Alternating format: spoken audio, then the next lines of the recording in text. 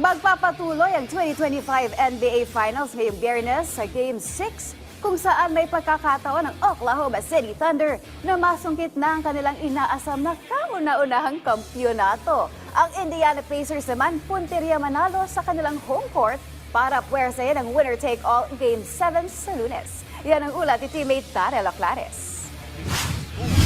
Magkakaalaman na ngayong Biyernes kung tatapusin na ba ng Oklahoma City Thunder ang 2025 NBA Finals sa Game 6 o makakahirit pa ng Game 7 ang Indiana Pacers.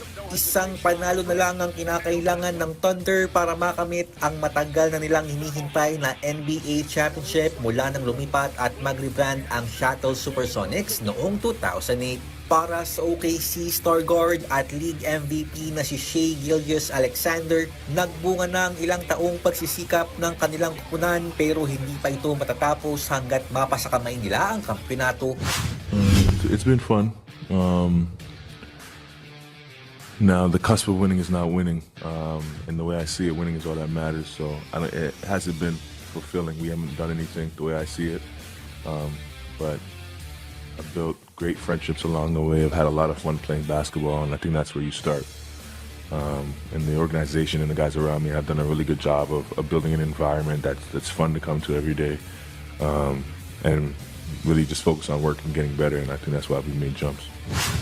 Ayon naman kay Thunder head coach Mark Daigneault, hindi pa rin umano magpapakakampante ang OKC sa kabila man ng posibilidad na hindi makapaglaro ang Pacers All-Star floor general na si Tyrese Haliburton.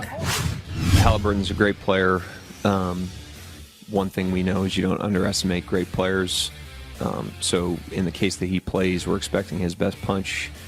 Indiana's a great team. We don't underestimate great teams. So in either case, whether he plays or not, we're expecting Indiana's best punch, especially at home. And so we'll be prepared for the best punch from both him and the team. Sa kabilang panig naman ng finals, do or die Game 6 na ito para sa Pacers. Ang magandang balita, lalaban sila sa harap ng kanilang home crowd sa Gainbridge Fieldhouse. Kaso nga lang, hindi 100% si Haliburton na may iniindang strain right calf mula pa noong Game 5. Bagamat nakapag-ensayo si Haliburton nito lamang Webes, sa mismong Game 6 pa matutukoy kung makasama ba ang 6'5" guard sa kanilang rotation. Pero kung si Haliburton ang tatanungin, hindi siya magdadalawang isip na bumalik sa hardcourt lalo na't nakataya ang NBA Championship. I think it depends on who you ask. I mean, you're asking me, so I think I have to be as smart as I want to be. I have to understand the risks, ask the right questions.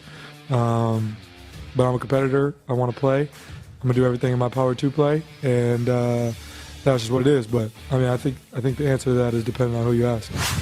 Paglaro man o hindi si Haliburton para sa Pacers, may game plan naman umano si head coach Rick Carlisle para manalo sa Game 6 at maisalba ang kanilang season. As far as Tyrese, he'll